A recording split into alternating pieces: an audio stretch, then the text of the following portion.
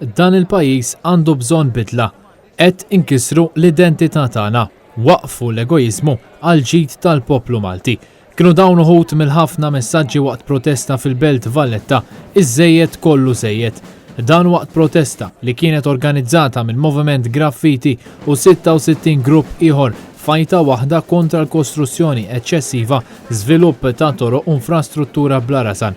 Protesta favur l-ambjent. Net News tkellimna ma' membru tal-Moviment Graffiti. Il-folla nġabret biex tipprotesta kontra l-eċċessi tal-industrija tal-kostruzzjoni, xi ħaġa li għaddejja ħafna żmien mill-ammont ta' nies li jattendew illum din ir-rabja hija xi ħaġa li l-awtoritajiet u l-partiti politiċi għandhom jibdew ikkonsidraw verament u ma jibqgħux skjavi ta' klikka żgħira ta' nies bil-flus li tiddomina għal dan il-pajjiż. Jekk mhux se jkun hawn kontroll se jiġru iktar traġedja, traġedji jiġraw u l-affarijiet isom baqgħu għaddejjin isu xejn mhu xejn. Moviment Graffiti qalu li danu biss il-bidu tal-ġlieda favur il-gżejjer tagħna għaliex il-poplu biss jista' jwaqqaf din l-arroganza. Mhux se tibqgħu għaddejjin minn fuqna bħal gaffa qal Andre Kallus fid-diskors tiegħu. Indirizzaw il-folla li qabżet 3000 ruħ bosta kelliema oħra.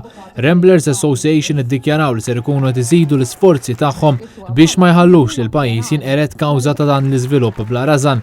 Mark Sultana minn BirdLife Malta saħaq li Malta sar l-iktar pajjiż bini fih fl-Unjoni Ewropea fejn issa tlajna għal 33% u qal li għalhekk siġra waħda għalina tfisser ħafna aktar minn dawk ta' pajjiżi oħra għaliex kawża tal-li qed jiġri f'Malta għandna rekord ta' tniġġis fl-arja.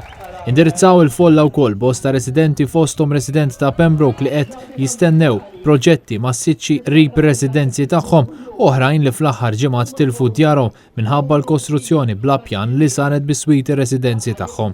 Huma saħħu li mhux biss tilfu djarhom talli issa ma jistgħux jgħixu fihom għaliex jista' jidħol kulħadd fihom barra huma tant li qed jinsterqulhom l-affarijiet. F'din il-protesta semmaw l-ilmenti tagħhom ukoll il-bdiewa li qed jitilfu l-liqi tagħhom kawża ta' twessieħ ta' toroq. Inżamm ukoll mument ta' silenzju b'tislima lil Maggie Smith, l-anzjana li nqabdet f'dara meta sfronda l-bini fil-Mellieħa. Mara li kawża tal-kostruzzjoni mietet fl-inkwiet u mhux fil-kumdità ta' tara, stqarret waħda mill-kelliema.